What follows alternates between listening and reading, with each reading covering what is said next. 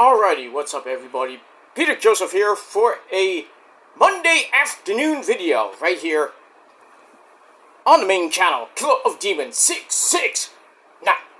And as always, thank you for watching. Make sure you like the video, hit that subscribe button down there, you know where it is, in the description box below on this channel and my other channels as well. Show your love and support. Hit that and don't forget to follow me on social media, Facebook, Twitter, and Instagram. And share the video all over the internet. Leave a comment if you wish, but don't leave stupid comments because you get blocked. That's just the way it is. You don't like it? Tough shit. And don't forget to tap that bell, turn on all notifications so you don't miss the next video. Because you know what happens when you miss any of my videos. I don't have to explain it, I think you know. But if you're new here and you miss anything, well, you pretty much SOL, and you know what that means. And if you don't know what SOL means, I think you need to look it up. And that's pretty much it. And if you, like I said, if you are new here, well, welcome to the party, pal. Sit back, relax, grab a cold one, whatever you got. This is Sprite. I feel like having Sprite today. So it is what it is. So, sit back, relax, enjoy the show. If you like it, great. Hit that like button. Please hit that subscribe button down below on this channel, my other channels as well. A lot of content on those channels, and more to come. Because we're not going anywhere for now. But we will see what happens with that. But in any case, if you like the video, if you, well, we want more, please like the video, subscribe, and share it with your friends all over the place. And enjoy the show. And if not, just get out of here. You don't like it, don't watch. Simple as that. And if you have a problem with that, you need to seek professional help. Simple as that. Simple as that. Alright, everybody. Weekend has just passed. We are now in the first full week of June. Hope everybody had a great end of May and a good weekend.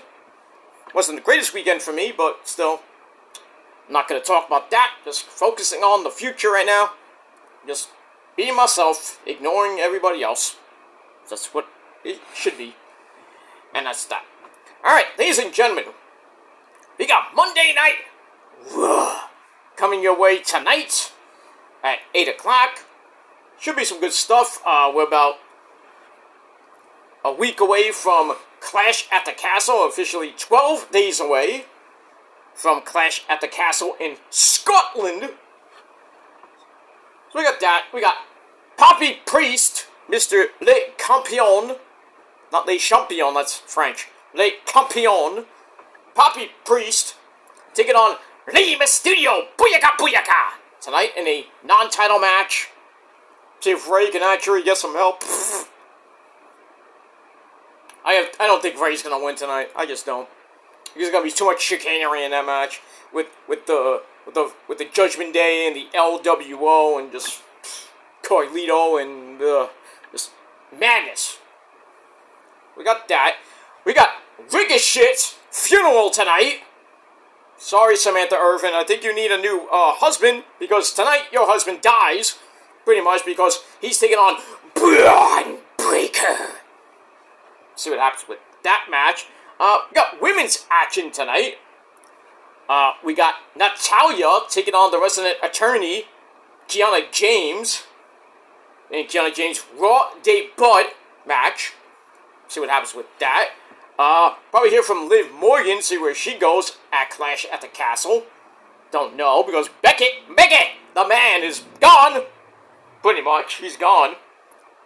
And Ricochet's contract is expiring. Natalya's contract is expiring. So, who knows what's going to happen to them pretty soon. I don't know officially when their contracts end, but it's pretty soon. So, there are rumors that Natalya might be showing up in TNA because at Against All Odds coming up. Who knows? I think it's the same exact day. Actually, the day before, I think. For Clash the Castle before that. But so we'll see what happens with that, with the TNA WWE Union Partnership, whatever you want to call it. Jordan Grace is going to be on NXT tomorrow, taking on Stevie Turner. That should be fun. So we got that. I think Ricochet is going to resign. I mean, does he really want to be away from his wife? I doubt that. And who else? Who else did I say? Ricochet, Natalya. Well, Becky, we don't know yet. I think Becky's going to resign, but she's going to be taking a lot of time off to be with her daughter, Rue. You know, maybe take some time off to heal up a little bit. I think she'll be back a few months. I don't know how long, maybe a few months. I doubt a year, but who knows. But I think she'll resign. And, you know, even though Mercedes wants to fight her, you know, Sasha Banks wants to fight Becky. Becky might go to TNA, be with Jordan Grace.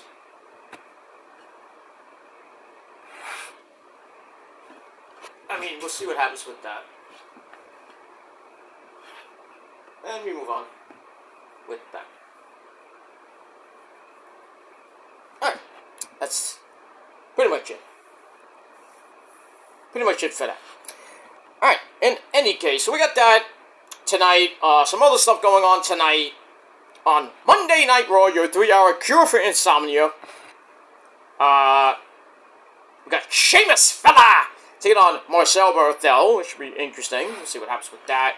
And like I said, a whole lot more tonight, beginning at 8 p.m. on the USA Network. And that's pretty much it. Alright, so enjoy that. Later this week, we got the Stanley Cup. If you've seen my video on Saturday night, well, like I said, the Rangers are gone. Played basically the last 3 games, they played like shit. Game 4, stunk. Game 5, should have won, stunk. Game 6, stunk. Basically stunk. And, well, they're out now, they're eliminated, they're packing their bags, playing golf pretty soon with the Bruins and everybody else. But Florida is now in the Stanley Cup. They'll be taking on the Edmonton Oilers. And those wild fans there, holy shit. They got some wild female fans, I mean, you know, showing their oil cans, if you will. But, yeah, so it should be an interesting series. I think Florida's going to win the Stanley Cup in 6. But maybe 5 at this rate. But, I mean, we'll have to see what happens with that, so. But, if you're a Ranger fan, a lot of changes are coming. I hope Keandre Miller's off the team. Capo Caco's off the team. A lot of people want Mika Zibanejad off the team because he did nothing. I don't know about that. We'll see. You know, Laffy did good for the first couple games and then fell asleep.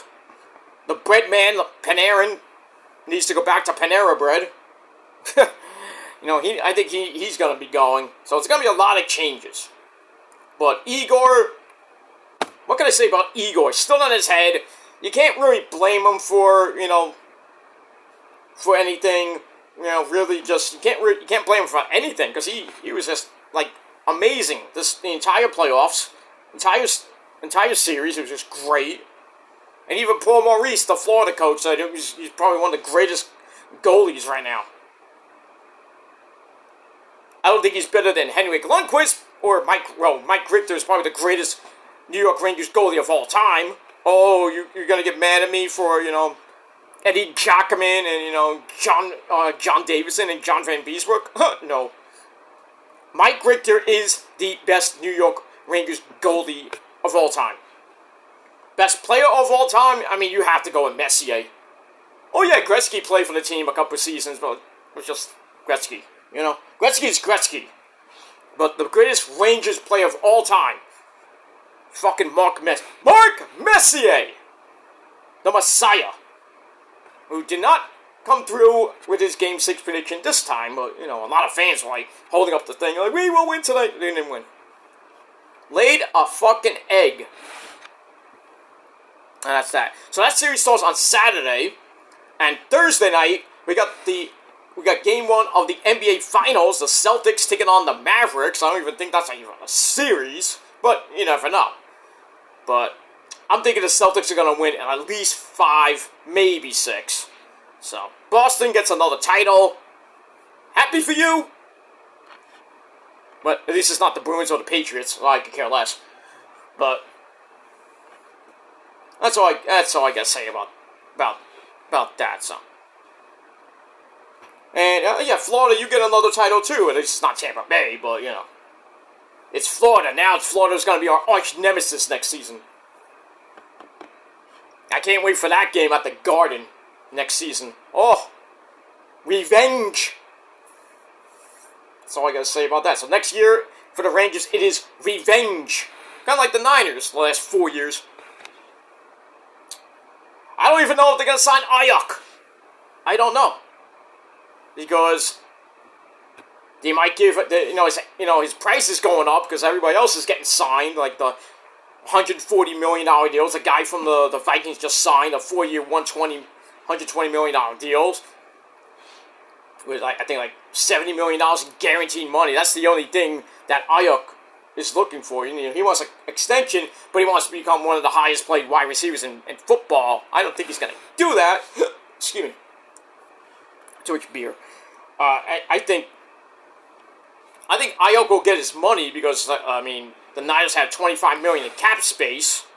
So they're going to make some moves here and there before training camp, before the season starts. But I think Ayuk will sign. I think he's going to get $30 million a year, $30 to $32 million a year, maybe $35 million a year. But the thing is guaranteed money. That's the question. I gave him $85 million in guaranteed money. Fuck that. Give him a 4-year deal, $120 to $125 million, and just shut the hell up already, John Lynch. Sign the guy already. And then you don't have to worry about any real free agents except for Brock Purdy and McCaffrey. That's it. It's just sign BA and that's it. Like Lash Legend says, get shit done. Pretty much. So, we'll see what happens with that. Mets. Pfft. I don't even talk about the Mets anymore this year. I don't want to talk about it. They are garbage. Their bullpen is garbage. Their offense sucks. Their starting rotation sucks. Everything about the Mets sucks. And if all you people that think they're going to get Juan Soto next season, you wish. I don't think Uncle Stevie can open up the checkbook wide open and get Soto. You think it's going to matter? No, probably not. That's, pretty much it for that. I mean, we'll see what happens. We shall see what happens with that. Yankees are doing some good shit. Great road trip. They're coming home. Mets are on the road tonight in Washington against the, well, not the worst team in the league. They're, right now they're in third place. The Mets are like way behind them. And then creeping up fast is those Florida Marlins. Who knew the Marlins would stink this year? But they're still rebuilding. So the Mets, this is a rebuilding year, so you knew they weren't going to make the playoffs this year. Next year, 2025 season, I think they're going to be, we'll see. But they got to get rid of all the old garbage in the bullpen. Get rid of some guys in starting rotation, get rid of Quintana. He's garbage. Seffi is probably the best pitcher in the rotation right now. Maybe McGill, but that's it. Everybody else is garbage. Pure and utter garbage. Hauser, go back. Go get DFA'd again, please. Get him out. They already got Navarez out. Go back to Milwaukee, which means the good land. Get him out of here. Get Hauser back to freaking Milwaukee. I think the Mets are going to be on a spending spree this next month, by the end of next month, right around the trade deadline. The Mets are going to be sellers. They're going to sell basically everybody. They're going to get rid of everybody. A lot of people are like, oh, get rid of McNeil. No, I hope not. Get rid of Alonso. No, I know his contract's coming up at the end of the year. I don't think they're going to get rid of him. They'd be stupid to get rid of him. Diaz is on the injured list now again. What else is new? What else is new in Metland? But it is what it is. They started a 3-game series.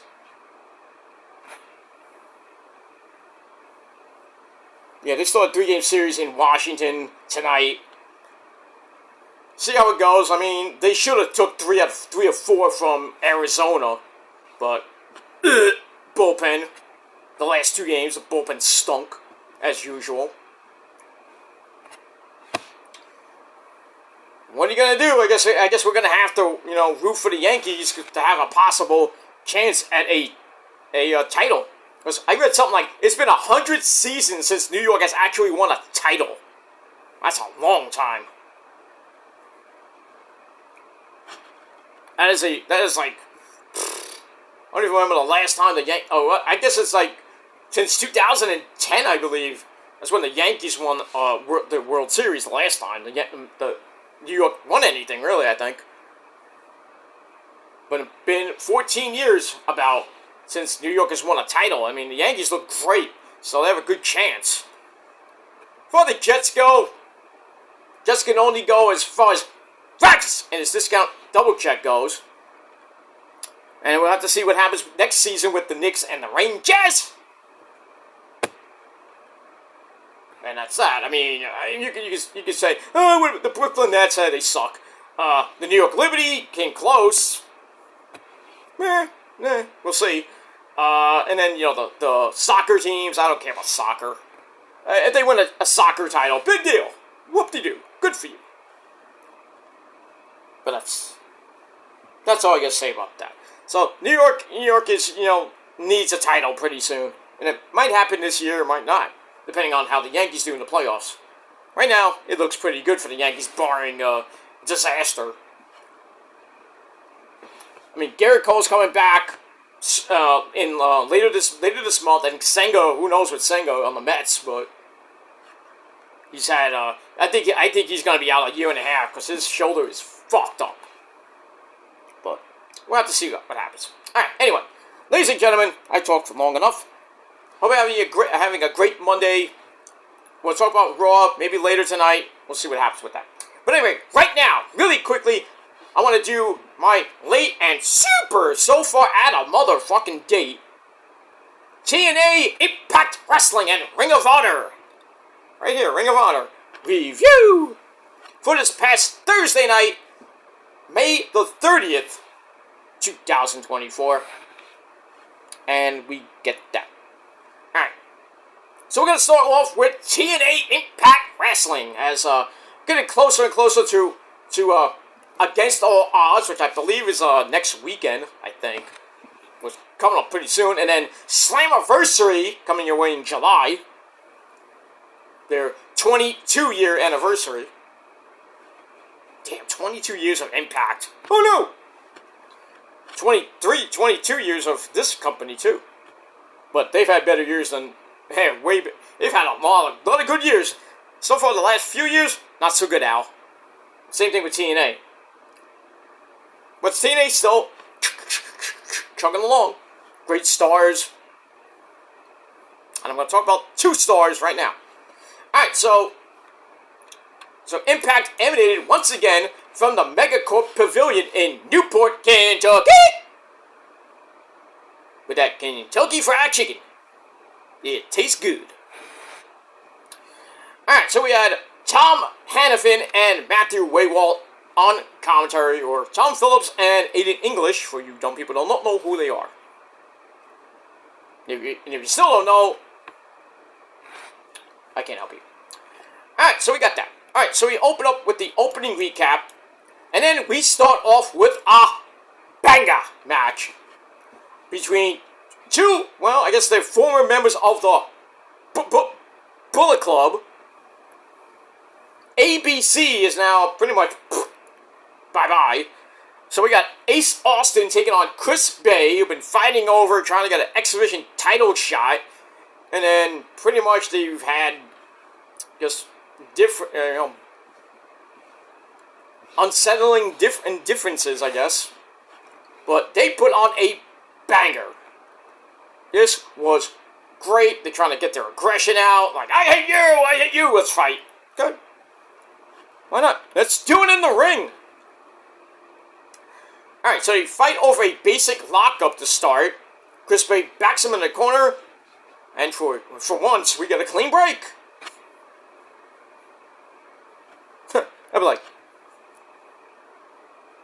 come on. Get that. Alright, then Ace Austin grabs a basic headlock takeover. And then cranks away until Chris Bay's back up with a basement shoulder. Okay. Then back up again. Ace Austin starts in on the arm again until Chris Bay snaps off an arm drag into an ankle scissors. Ow, that sounds painful. And then a big back body drop puts Chris Bay down. And then Ace Austin hits a snap suplex for a 1 count. And then we get the old-fashioned 1905 chinlock for a little break. Chris Bay hits a jawbreaker to get his way out of that. But then Ace Austin sends him out to the outside and then hits a super kick on the floor. And then Chris Bay grabs a spine buster inside the ring for a near fall. And then Ace Austin goes for a drop kick. He hits it, doesn't really get him that far, as Chris Bay comes back, kicks him right in the fucking head. But not to be outdone, Ace Austin comes back, so it's basically a back and forth match. Ace Austin hits a springboard spinning kick to face for a near fall. Goes for the fold and missed it. And then Chris Bay goes for the art of finesse. And then that's one of his finishers, I think. Ace Austin rolls him up, but then gets reversed pinned. 1, 2, 3. Chris Bay gets the win over his former partner and I guess best friend, Mr. Ace Austin. Match was great. 10-minute match. You got it, dude. 3.5 out of 5 stars. Excellent opening match for Impact. Love these guys. These guys are stars. They're superstars. And they got a great future. I think they're both in their 20s, maybe early 30s. But I mean, if you've ever seen Chris Bay, holy shit, this guy's good. One of my favorite wrestlers in TNA. I think we all know my favorite one. If you don't know, Abaddon's nemesis, Rosemary, my demon assassin, my demon bride. The foremother of the prophecy. I am the forefather, she's the foremother. That's pretty much it. And I'm not capping. It is what it is. Alright, so 3.5 out of 5 stars for that. After the match, Ace Austin hugs him and then teases a heel turn, but everything's okay. Or is it? I'm interested, but we'll see what happens with that. I thought the sun's going on my glorious face. Around this time, the sun goes right in my face. But it is what it is. God's looking down on me today. Well, we got that. Alright. So we move on. Alright, match number 2, we go to the knockouts. The lovely, hot knockouts. Alright, so we go to Xia Brookside, taking on Stephanie DeLander. She's been stuck in, well, pretty much in TNA. You don't really know if she has a contract. So it's kind of like a David versus Goliath. Big person versus little person. So anyway, so Stephanie DeLander powers Xia Brookside down to start, manages to stay on her feet when Xia tries a Hurricanrana. Interesting. Then a fallaway slam for a near fall for Stephanie. But now the head scissors works by Xia. And Xia threatens the running knees. Sends Stephanie running to the floor. What away! And then she grabs a chair, tries to use it.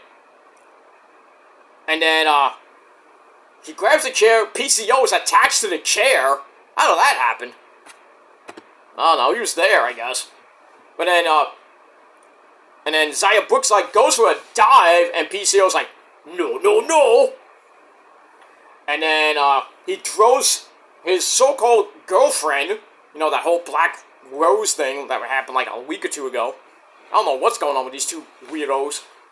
Anyway, so he throws Stephanie DeLander back inside, and Stephanie's like, "The hell are you doing? The fuck you doing?" She starts yelling at him, and then Xia Brookside gets a fruit roll-up pin. 1, 2, 3. She gets to win in under 5 minutes. What are you gonna do? Match was alright. 2.5 out of 5 stars.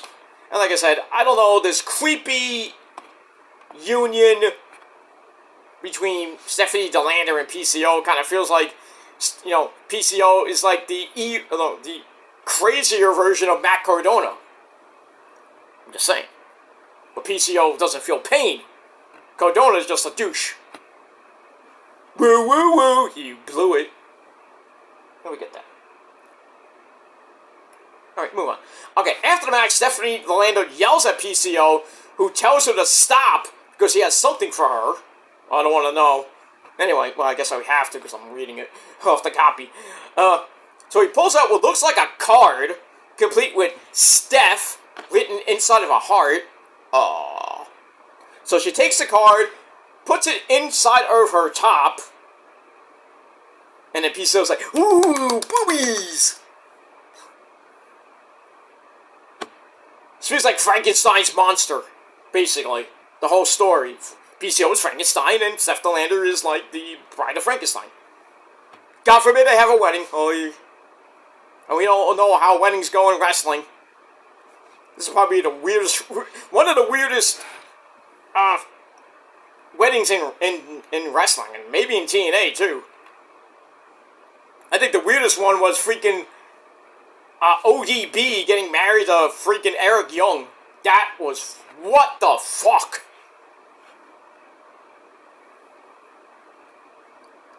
And then they were tag team champions. I don't know if they were mixed. No, they were women's tag team champions, I think, or tag team champions. One of the two.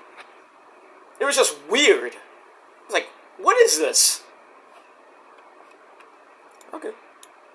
We go. So this, this could be something weird coming away. But we got that. We will. All right. Then we get a look at Jordynne Grace making her appearance on NXT. Oh, WWE on TNA. Oh my goodness. Who knew we saw NXT on TNA on Access TV? Crazy, ain't it? That forbidden door is wide open right now. It's like, kick the door in. Alright, so that sets up her NXT Women's title shot at Battleground this Sunday against Ms. Roxanne Perez. Then we find out that Jordynne will take on CV Turner on Tuesday. You gotta love it. I am really interested in this TNA WWE partnership. I'd like to see somebody on the main roster from TNA, like Moose. I would say another guy's name, but we'll talk about him later. We won't say his name right now. Well, great, now we're going to say... Well, we won't say his name, but you'll know what it is, right? Anyway, move on. Alright, so we got that. Alright, then we go to First Class, meaning Mr. Oh, nah, no, Rick Swann and Top Flop Dollar, AJ Francis. So they interrupt the Laredo Kid. I don't even know... No, he's not the digital champion anymore. Oh, wait, is he? Yeah, he is the digital champion, I forgot. Alright, so they interrupt the Laredo Kid. They reveal that AJ Francis is going to get a digital media title shot. I think he won it at the, spoiler. I think Top Flop Dollar is the new digital media champion from the tapings. Spoiler. But we'll see what happens with that. So AJ's getting a digital media title shot next week. And then he decks the Laredo Kid. So I guess next week we're going to see a new digital media champion. Like I spoiled it for you. But it is what it is. You don't like it? Tough shit. Alright, so I gave that 2.25 out of 5 stars. Alright, then we got Big Con! I know not Quan! No, Quan. Con! Con! Anyway, he runs into Jake something. And then we get a match made for next week. Out of the blue. But then he tells Jake something not to listen to Cody Deaner anymore because it won't go well. Well, I don't think he's been listening anyway. So Jake tells Cody Deaner to stay out of it next week. We'll see. We'll see what happens with that. Alright, 2.25 out of 5 stars for that. Alright, then we go to a battle of weirdness. The Octopus, Jonathan Gresham, with that weird mask of his, takes on another weird man, the Psychopath, the Callahan Death Machine, Sammy freaking Callahan. 12.5-minute match. Sammy takes him into the corner to start, rakes the eyes, a nice 1985 reference, blocks a bite attempt. You know, we're a biter. Gresham goes to bite him again, but Sammy gets really pissed off and sends him to the outside and starts yelling into the camera. Well, I don't know if it was him or Gresham was yelling into the camera for some odd reason. But that distracted Callahan enough that Gresham could choke him to get a break. As we go to break, we come back. Sammy Callahan goes for a chop, hits the ring post. Ow. Then he elbows his way out of a German suplex from the apron. Then he drops Gresham on the apron. Ow. But then Gresham pops up in some type of creepy, like, he just got dropped. Ooh. Yeah, that was creepy. So we got that. Then they strike it out. And then Sammy orders him some free. She's like, come on, quick shot to the face. So, get that. And then Sammy runs him over, hits a Death Valley driver for a near fall. And then Gresham starts to work on the knee. Then he loads up the black goo. It's all loaded up. Sammy blocks it. And then Gresham hits Sammy right in the nuts.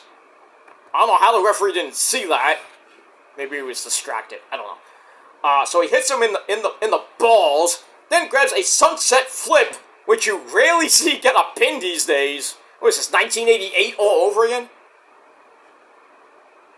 I mean, you would see that sometimes on Superstars of Wrestling or even Wrestling Challenge, like some hammer nigger getting a sunset flip pin, like Chico Santana or something like that. Creepy. But anyway, Jonathan Gresham gets the win, and the match I gave 2.5 out of 5 stars, and that's pretty much it. We move on. Alright. Then we get the beautiful, the vivacious TNA Hall of Famer and multiple-time Knockouts Women's Champion, the beautiful Gail Kim, who should be in the Hall of Fame. The WWE Hall of Fame, I might add. Don't get me started with that. So, she has a sit-down interview with Giselle Shaw. We all know who she is. I met her, too. She's a very nice person. But I digress. Anyway, Giselle's been out of action to recharge and heal some of her injuries. I didn't even know she was injured. Don't ask how. Anyway, so it feels like she's starting from scratch again. So then Gail asks, why are you back? And then Gail says, do this as a knockout and start next week. So Giselle Shaw makes her return next week, and that should be interesting to see. That's pretty much it. Last time I think we saw her was taking on Jordan Grace, and Jordan beat the fuck out of her.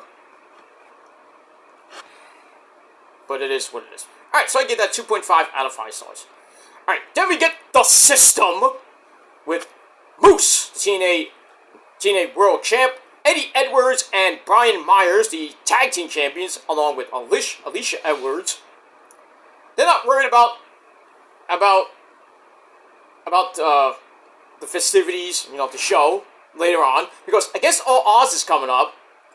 So they leave, and then Frankie Kazarian, Mr. OG TNA himself, he comes in, demands to be called the King of TNA.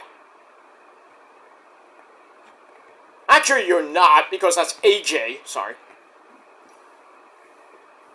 I hate to give TNA ideas. Why don't you do a King of the Ring? Oh, wait, maybe, I don't know if you can do that. They have King of the Mountain. So, I don't know how you would call yourself King of TNA. That might interfere with King of the Ring, but I think Hunter and, Shawn Michaels and Nick Godman would be like, okay, you can do it. You can do your own version of King of the Ring. Have a nice tournament. See how that goes. But I wouldn't mind, having, a crown and somebody called the King and Queen of TNA. Why not? Alright, so we'll see what happens with that and Frankie Kazarian. And we move on with that. Alright, so I gave that 2.5 out of 5 stars. Then we go to Mike Santana. LAX, my friends. Taking on Steve Macklin. It feels like, it's like Hard to Kill all over again, or, what was it? Not Revolution. What was the pay-per-view that they were on? I forget. I think it was Hard to Kill, or, I was thinking Resurgence, but that's a different pay-per-view. Anyway, a pretty good match. They start with wrist control. Macklin elbows him right in the face for a near fall. Then they exchange shoulder blocks. That goes to Santana. Macklin bails to the floor. And then Santana goes outside, gets dropped face first on the apron. Ow. And then Macklin goes and does his best Mick Foley Cactus Jack impersonation / Mr. Mark Briscoe. Does the Batman Cactus Elbow for a near fall. Why is everybody doing that? Because they're doing Cactus. Right? Right? You know about that, Mick. They burned me, Mommy! They burned me bad! Shut up, Cactus! Oh, Terry, calm down. Calm down, it's just Cactus.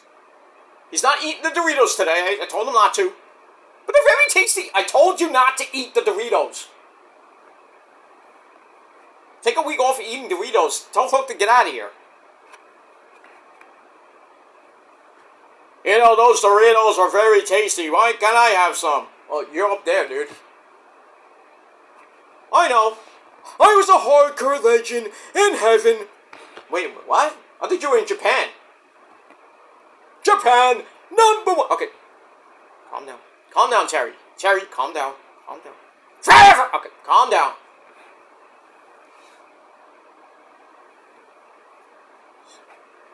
We gotta calm down here. We're trying to conduct a family show here. Sort of. Anyway, so we get that. So here's the Cactus Elbow for a near fall. Then an Irish Curse Backbreaker. Ooh, Sheamus is gonna be mad. Gives Macklin another near fall. Then we go to a 1905 chinlock. Santana fights out of that. Grabs a Gilmore Joseph Cutter. Bang, for a near fall. Falls that out on a sit-out F5. I never seen that for a near fall. And then he goes to spin the block. Don't ask what that is, because it doesn't even sound like spin the bottle. Have you ever played spin the bottle? I played that a few times. I always told the truth. I always got truth. What do you know? Just like, you don't want to dare?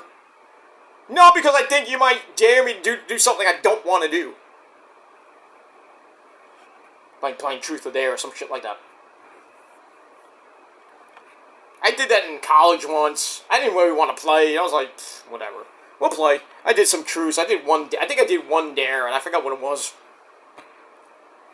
And then one random girl we're playing in a freaking management office at my radio station. She takes the dare, and then she goes. One of my friends goes, go and touch Peter or something like that. And she just goes up my freaking shirt and says, "Oh, you got a surfboard bod." Surfboard. I should have got dared to make out with her. I would have freaking done it. I wouldn't care. I would have been nervous. It's like, we're gonna go outside. In the parking lot. No. But we move on. I'll see you in the parking lot. McGovney, whatever his name is.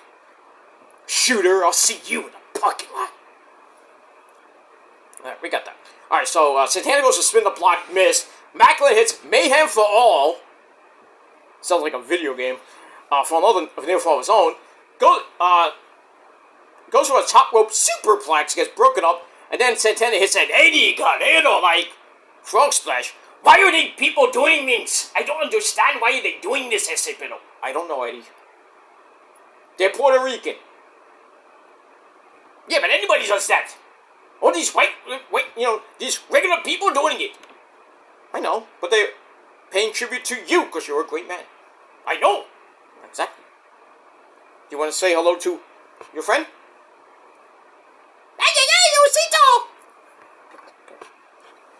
moving on from that. I know I'm being wacky. I don't give a shit. I don't care. You're 47, act like a 24-year-old. I don't care. It's my show. My show. You do whatever I want on my show. I'm not going to take off my pants, but, you know, that's some other show. That's some other guy. I'm not going to do it, so. Anyway, we get that. So here's the frog splash for near fall. And then we get a super kick by Santana, sends Macklin to the outside, and then a big flippy dibbity-doo connects for Santana. But then Macklin pops right back up with the scud. It looks like he was about to beat Santana, but then the Rascals, you know, Zachary douchebag Wentz and Trey Miguel come in, jump Macklin, cause a disqualification, so Macklin wins by DQ. Sucks. But match was okay. 2.5 out of 5 stars. So I don't know what this thing with the Rascals and Macklin have. I don't know, and I don't care. And that's it. After the match, the Rascals continue to beat down, and that's it. I actually beat both of them now. So you might get like Mike Santana and Steve Macklin having to form a team.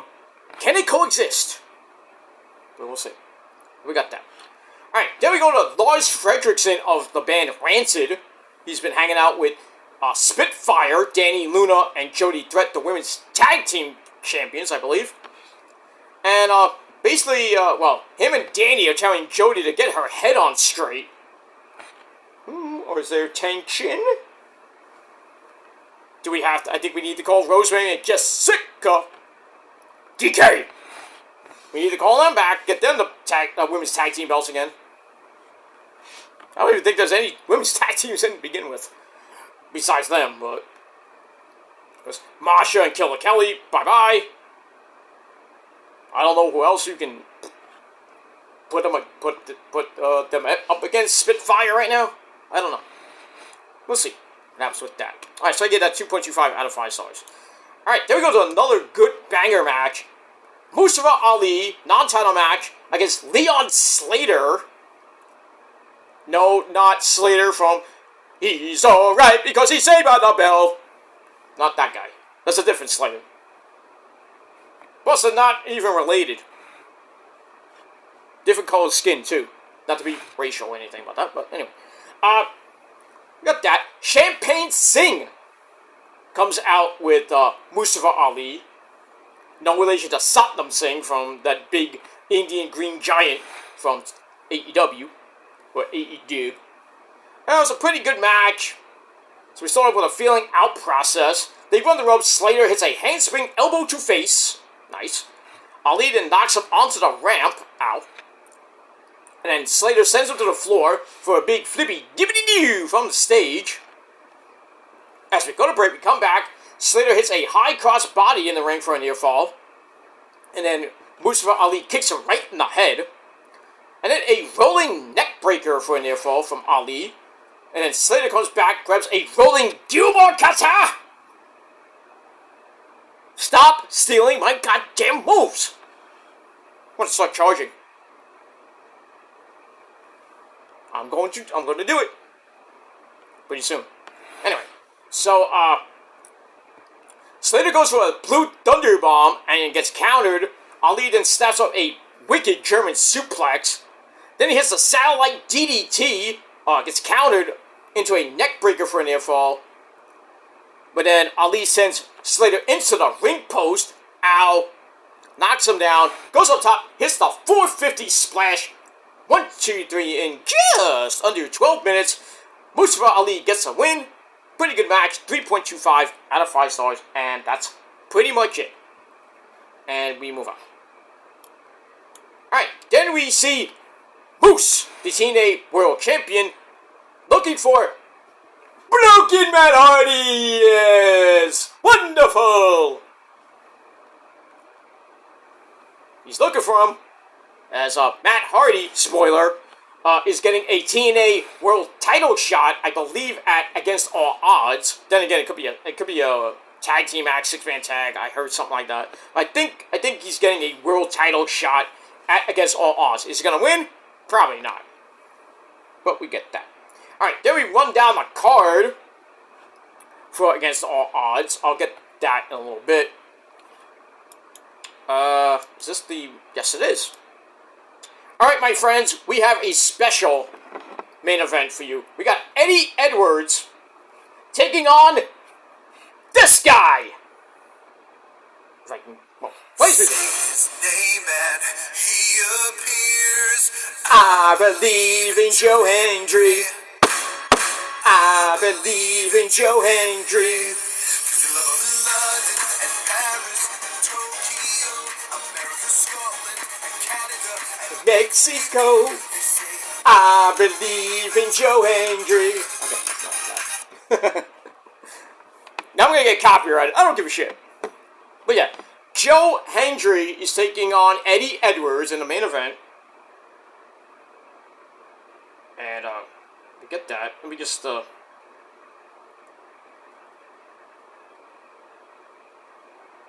spelled it wrong. I'm getting the call for Against All Odds, as it is right now.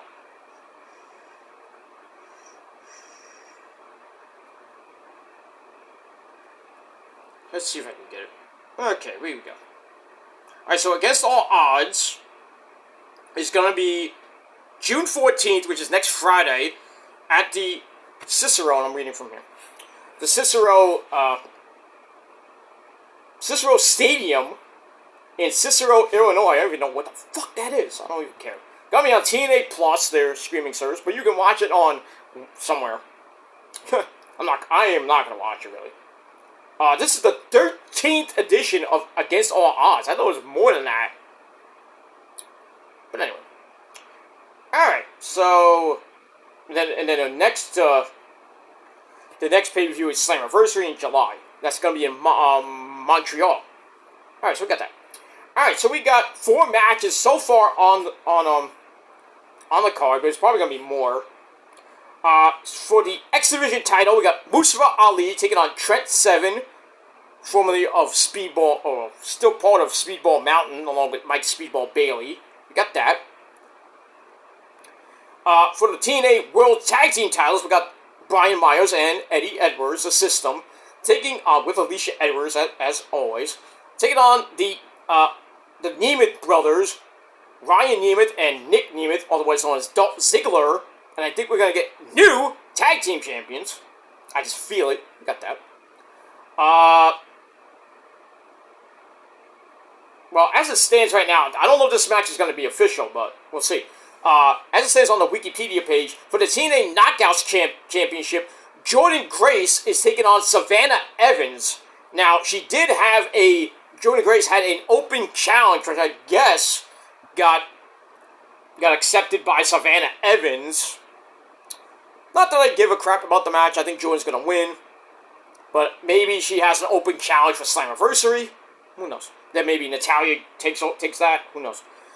Alright, and then we got for the world title, like I said, Moose taking on Broken Matt Hardy. And that's pretty much it. And as always, the ever-popular card is subject to change. But we get that. Alright, so let's get into the main event. Eddie Edwards taking on my good friend, say his name, he appears, Mr. I Believe in Joe Hendry. Alright, so we got that. Alright, so Alicia Edwards and Eddie Edwards at ringside. But before the match, Joe Hendry gets on the mic, says the only system he is worried about is his digestive system. He's got a puke! No, I don't know.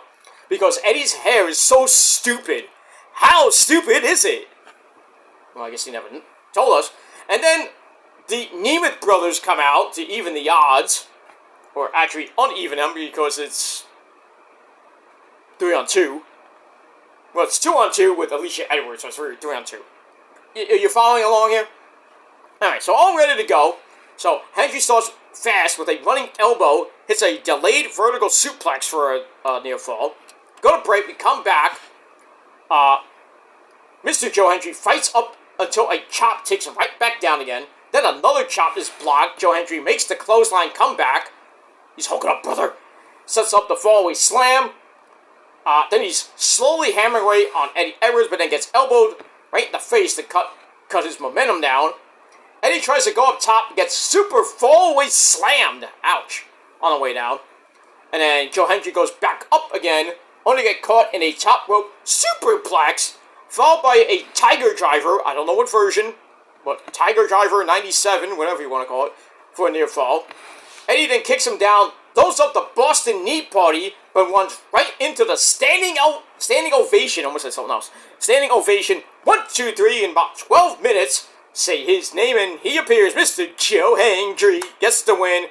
Match was decent. 3 out of 5 stars. That's it. And then that's pretty much that's it for Impact. But we go to an after segment before we fade to black. Moose finds broken Matt Hardy. They have a big humongous brawl in the back. Moose then wraps a chair around Matt Hardy's head.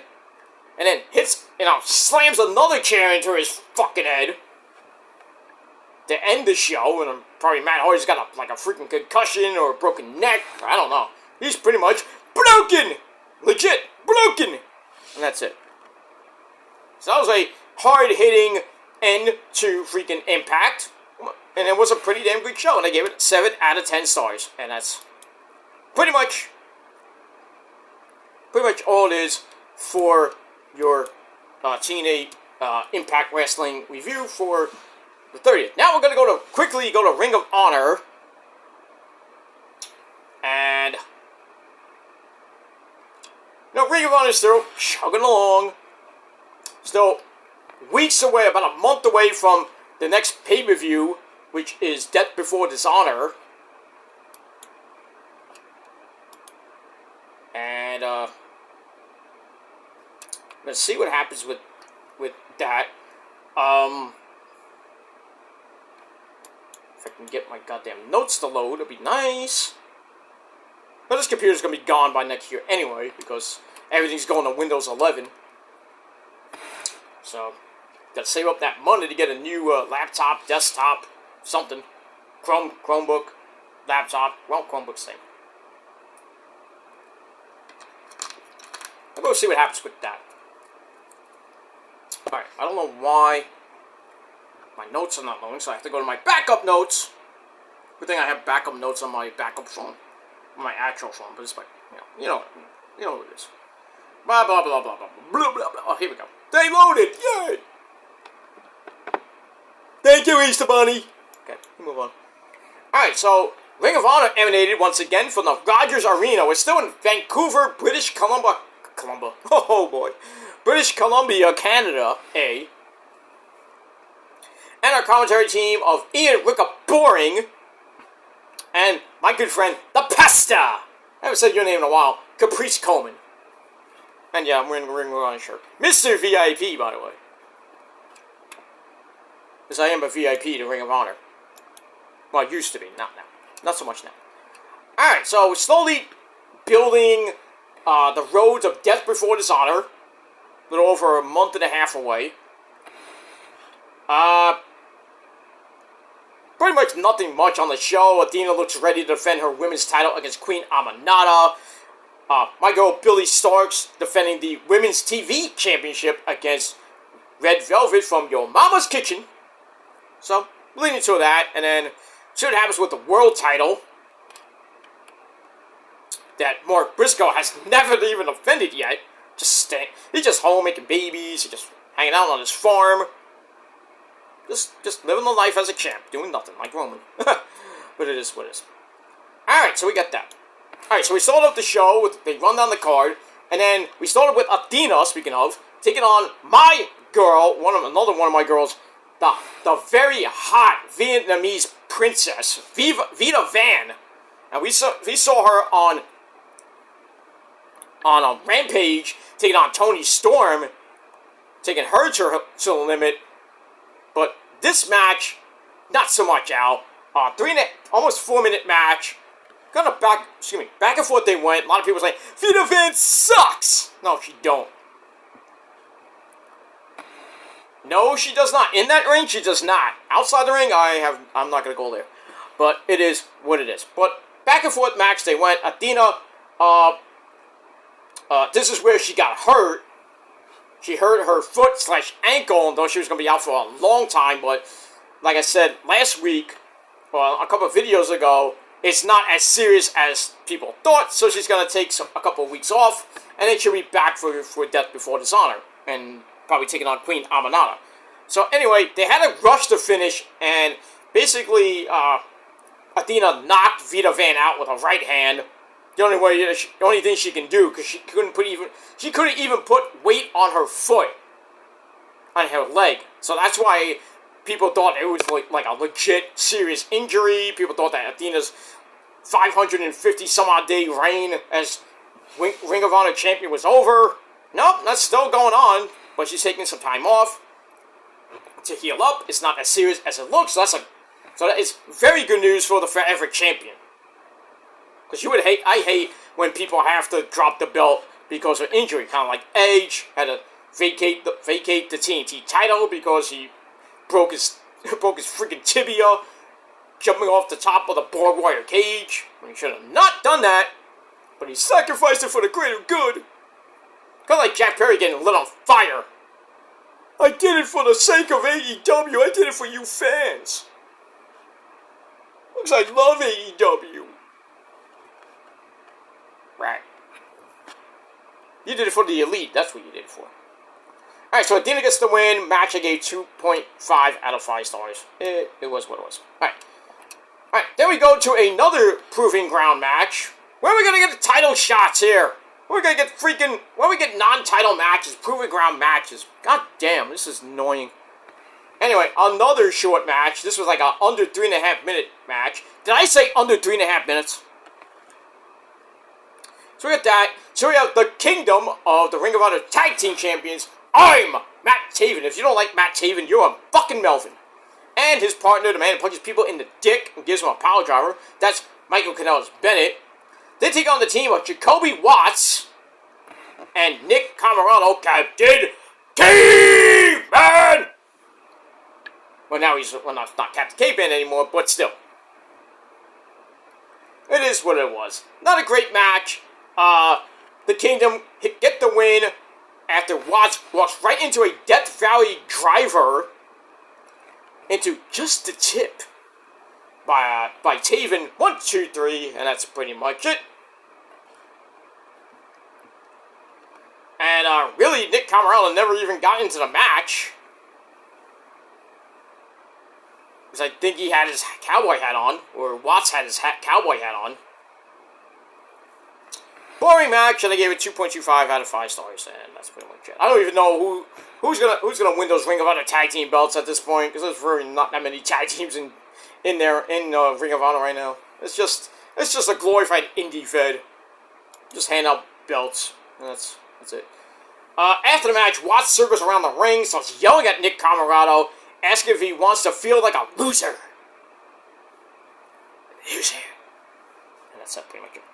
Alright, after that we go to Serpentico, taking on Brady Roberts. Who? What's your name? Ah! Anyway, Serpentico wins the match with La Magistral in under 4.5 minutes. That's it. So, thankfully, they're kind of getting away from the Griff Garrison, Cole Carter, Maria Kanellis-Bennett feud with Angelico as well, but I think that's still going on. I don't. 6-7 months of this shit. I mean, like, seriously, get over it. Alright, we got that. Alright, then we hear from the problem herself, Marina Shafir. She demands to be asked why she is the problem. And, that's because she says so. And what happens when you don't take care of a problem? It just gets worse. Simple to the point, I guess. I got a problem, and his name is Revolver. No. See, you got a problem, I got a problem solver, and his name is Revolver. But good old Ice Cube. Straight out of Compton, motherfucking name Ice Cube. With attitude. I'm not gonna say the word. I think we all know that word. If you follow NWA. And I'm not talking about the wrestling promotion. I'm talking about the rap group back in the late 80s, early 90s with that gangster rap. Good stuff. Alright, so I gave that 2.25 out of 5 stars. Then we go to your quickie match of the night, the Tony Khan special. Red Velvet from your mama's kitchen takes on some chick who towers over her named Kel. Not Kelly, not Keenan and Kel. No, just some chick named Kel. And Red Velvet wins the match with the final slice. 1, 2, 3, and well, not just, but under 2 minutes. And that's it. We needed Keenan here. We just had Kel. Big tall guy, tall chick. I was waiting for her to come out in, the Good Burger outfit. And then she gets on the mic. Welcome to Good Burger. We're home to Good Burger. Can I take your order? Dude. She's a dude. He's a dude. We're dudes here. Yeah. I missed that. Good movie, though. Good Burger. With extra Good Burger sauce. Yeah. Alright, so after that match, Athena's music plays. That causes a distraction, and then my girl, Billy Starks, runs in and jumps Red Velvet out of nowhere and lays her out. That's my girl. Hopefully she doesn't lose that belt to Red Velvet, but we'll see what happens with that.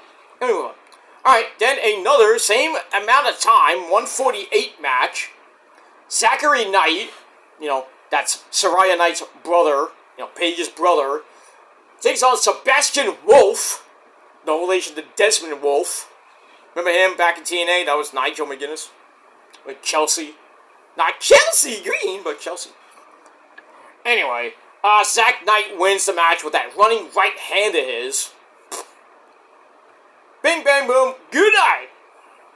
So, I gave both those matches 2.25 out of 5 stars. That's pretty much it. Alright, then we go to a better match. 6.5 minute match. Triple threat match. Lee Johnson taking on Aaron Solo, me bookie. And Action Andretti. So it's a pretty good match. In the end, Aaron Solo, who's been getting a couple of wins here on Ring of Honor TV as of late, he drops Andretti again after kind of steal the near fall. He knocks him down, but gets caught in the big shot drop by Lee Johnson. 1, 2, 3, he gets the win. Pretty much match of the night right now. 3 out of 5 stars. That's pretty much it. So, congrats to Lee Johnson after that. Alright. Then we have the Premier Athletes. I think it was... Who was it? I don't even... the Premier Athlete Tony Nese and Ari Daivari, or Ariel Daivari. I don't know what it is these days. Anyway, they take on the Bollywood boys of Harv and Gurv. So they're fast. It's Harv Gurv. Anyway, the Premier Athletes beat the fuck out of them. There's one point where the Bollywood boys are dancey. And I was like, stop it. So we get that. So, Tony Nese gets in a cheap shot.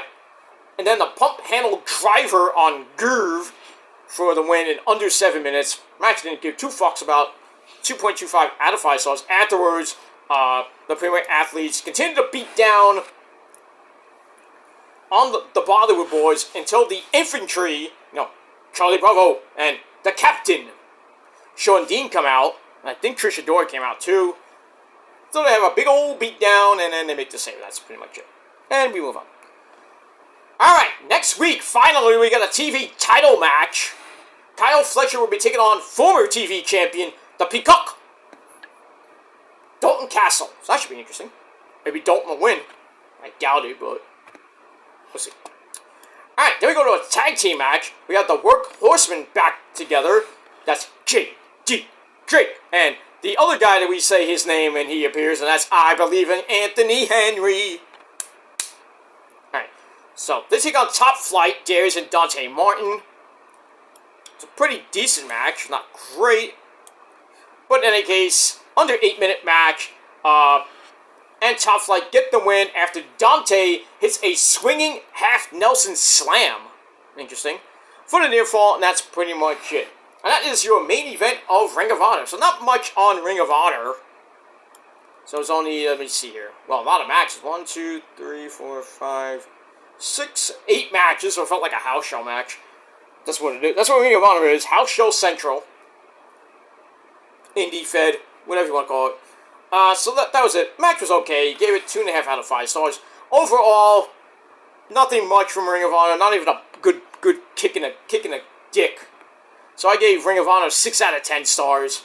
I was just not feeling it late. I'm not feeling it from Ring of Honor lately. I'm just not.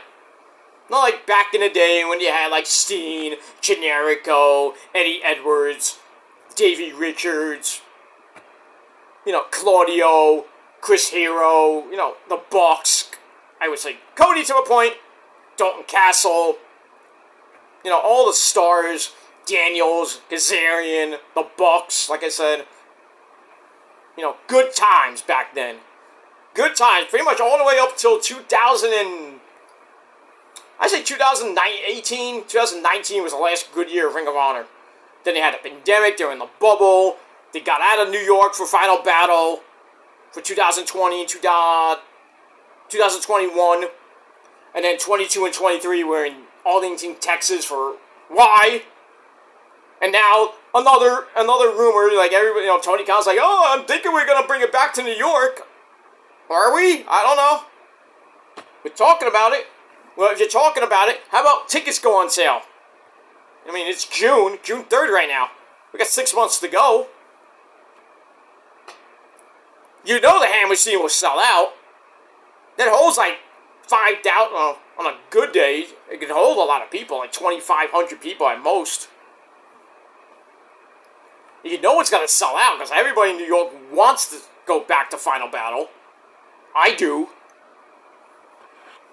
I don't care if I have to sit in the fucking second balcony all the way up top. I don't give a shit. As long as I can see some wrestling, I'll be happy. There's a meet and greet, maybe I'll go. I don't have to go, but I might go.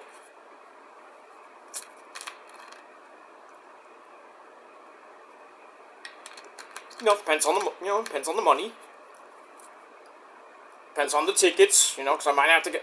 I'm not getting them from Ticketmaster. I'm going to try to get it from ringofhonorwrestling.com or wherever I have to get them from. And if they sold out, then I'll go to StubHub. See if there's any tickets. I'll probably have to get them like 2 weeks before. See how much they are, and then if they're a good price, and depending on the seats, I'll go. I don't care where I sit. I'm gonna enjoy it. I'd like to be ringside.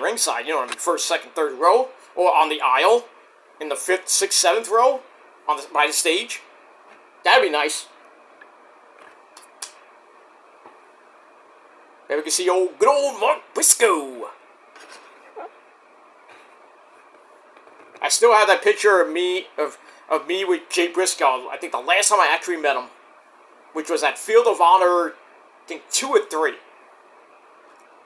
I was like back in 2000. I think it was 2014, 2015. It was the last actual time I met Mark Briscoe. Not Mark, Jay Briscoe. You great man up, you sweet for the sky, boy. That guy. So, I still have it. It's on my Facebook page.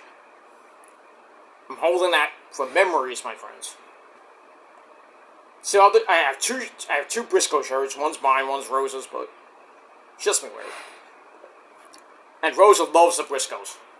Ever since when I first started taking her to Ring of Honor, she just fell in love with the Briscoes right away.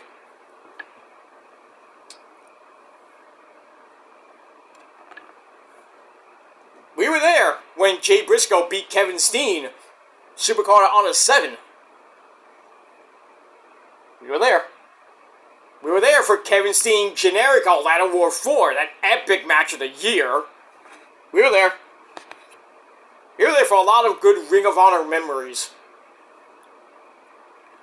Kyle O'Reilly and Adam Cole, baby, in that Hybrid Rules match. Woo! That match, I thought was, I think it was 2011, I forgot what year that was. But I thought that was match of the year. Amazing. Good shit. Good stuff. I met the Bucks so many times I met Adam Cole tons of times. I mean, like, I stalked the guy. No, I'm not doing it now, but... I met Kevin Steen a couple of times. One, when he was the champ. And then two, the second time, well, the first time when he was in his feud with Generico. Before 2012. Second time was when he won the belt. No. Yeah. Well, yeah. No. Before that was he was there with the Bucks and Adam Cole when they were when they were Mount Rushmore. So I got a big old picture with them. I still have it. I don't know where it is. I think it's on my Facebook, one of my Facebook pages, I think. So got that. And then the third one, the last one I actually got was with him as the Ring of Honor World Champion. I think I jinxed him. I said, "Don't lose the belt." I tried. Well, he lost it. Now he probably hates my guts. No, he doesn't. I'm just kidding. That's that. I met Adam Page, the Cowboy, when he dove off the balcony one show. I went up to him and said, "Don't do that again." He's like, "I'm not doing it again." It's like I almost died.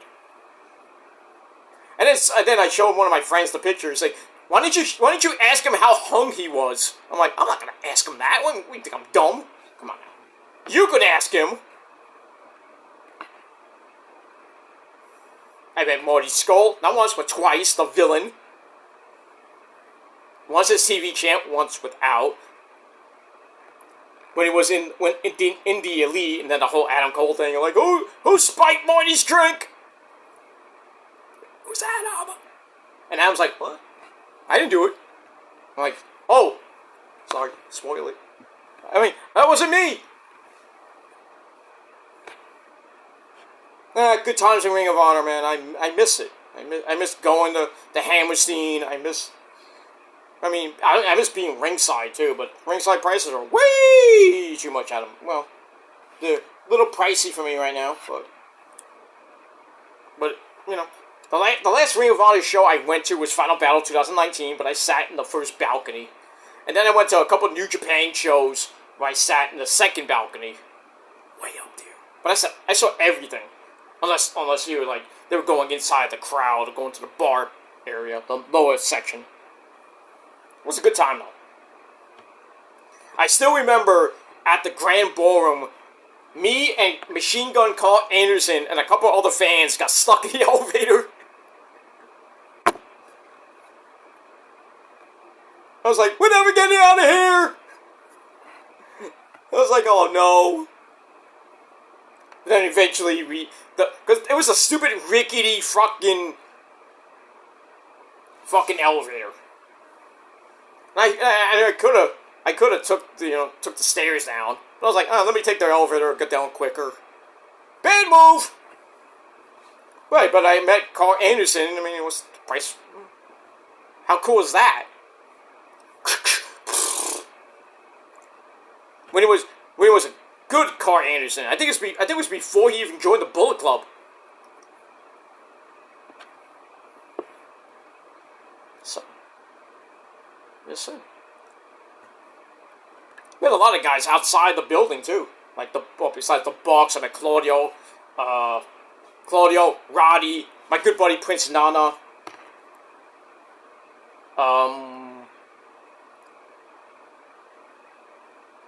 took a picture with Steve Carino and Jimmy Jacobs with a photo bomb on the back, you bastard. I took one with Jay Lethal, Black Machismo, ooh, yeah. Yeah. A lot of good pictures I have. I still have some of them. Most of them I don't have anymore, which sucks. I almost got hit in the head with a chair at Manhattan Mayhem 3.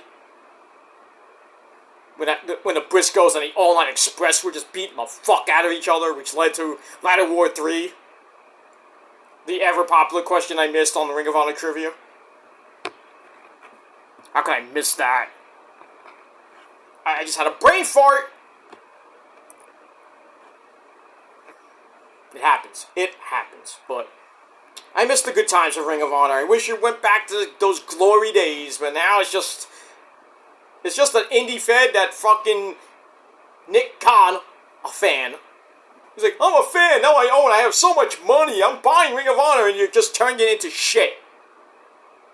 you claim is good. Hasn't been good since 2019, dude. And some of the Ring of Honor pay-per-views are good. I mean, some of them have been good. Final Battle last year was great. I thought it was great.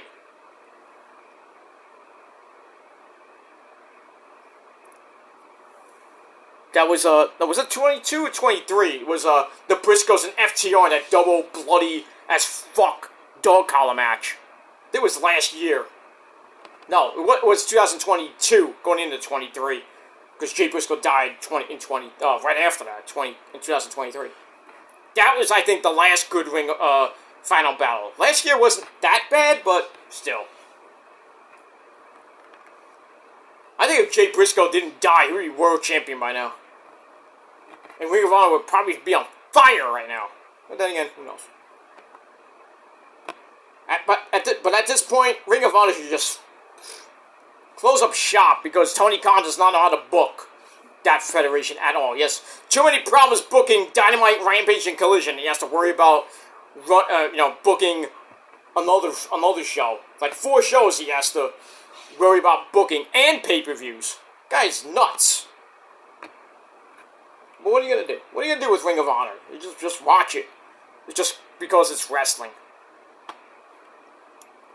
And that's it. Alright, I gotta go, guys. I'm gonna get out of here. I'm gonna try to do my Collision review in a little bit, and then get ready for Monday Night Raw in about a little over an hour and 12 minutes from now.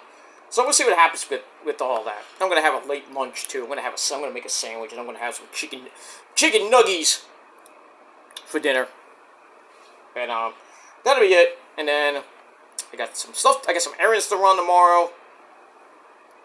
And then pretty much after that, I really don't got nothing to do. Well, Wednesday I got really nothing to do. All right, I got some stuff to do. But I got a busy weekend. I got a lot of stuff to do besides watching Battleground on Sunday. I'll be doing my predictions on Saturday.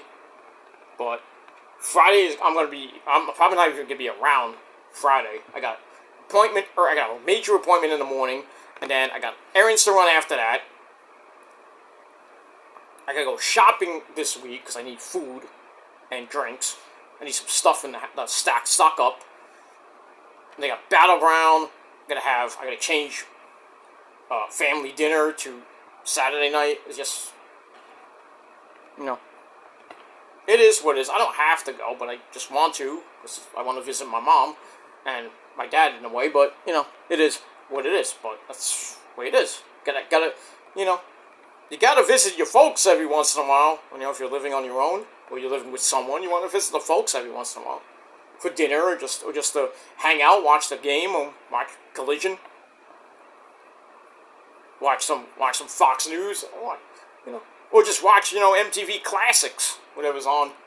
Usually Sundays they have like the Rock Block, a lot of good stuff. I mean, playing like a lot of Journey. Ooh. I put it on, Journey's on. I'm like, oh man. And good song, I mean, Don't Stop Believing. I'm like, come on, good stuff. They played Time Bomb by Rancid. I'm like, ooh, good stuff. That's good. It's like, can you play some Foghat? Slow ride, take it easy. Okay, no. Maybe play some Toto, I felt the rains down in Africa. They played a Weezer song back, about a week or so ago. I was like, oh, look, it's Weezer. No, I can't say Tweezer. Weezer. Can't stop. But it was Beverly Hills. It was a good song, but nothing great. Beverly Hills, that's where I want to be. Yeah, I like to be in Beverly Hills right now, too. Be in L.A., really, not Beverly Hills that much. I'd rather be in Los Angeles, California. On a beach. It's not even that hot down there. If you go inland, it's like 105 in the shade. Not even in San Fran. I go there too. I'd rather move to freaking San Fran or LA instead of moving to hurricane country, which is down south. Or Texas. Or Mexico, depending on where in Mexico. But I'm moving. I don't know when, and you won't know where. And that's all I can say about that. Not like you're gonna come knock on my door like Three's Company, but and if you did, I'll just you just get sent off the premises by the cops. But it is what it is. Alright guys, I'm out of here. Thanks for watching. So, TNA, better of the two shows. TNA gets 7 out of 10 stars. Ring of Honor, 6 out of 10 stars. But let me know what you guys thought of the show, if you did watch. But if you want to leave comments about TNA and Ring of Honor, you're always welcome to leave a comment down below in the comment section. And don't forget to like the video, hit that subscribe button down below on this channel and my other channels as well. Show me your love and support. I will be on Twitter later tonight. Live tweeting with Raw as always, and maybe later tonight your Raw review, and that's pretty much it. Alright, I'm going to get out of here, and I'm going to pre-record Collision before Raw goes on the air, so those videos will be up right around the time Raw goes on the air. So, got a twofer coming up, but maybe a triple threat right here on the channel, so 3 straight videos right here on the channel. It's going to be exciting, so please watch, and if you like it, you want more of it, hit that subscribe button if you're new here. If you're not, just hit that like button, leave a comment if you wish. Follow me on social media, like I said, Facebook, Twitter, and Instagram. And don't forget to hit that goddamn bell for more, because there's more to come. And that's it. Alright guys, I'm out of here. Thanks for watching, everybody. I'm Peter Joseph, signing off. Until next time. If you're not down with that, well, fuck you, man. Peace.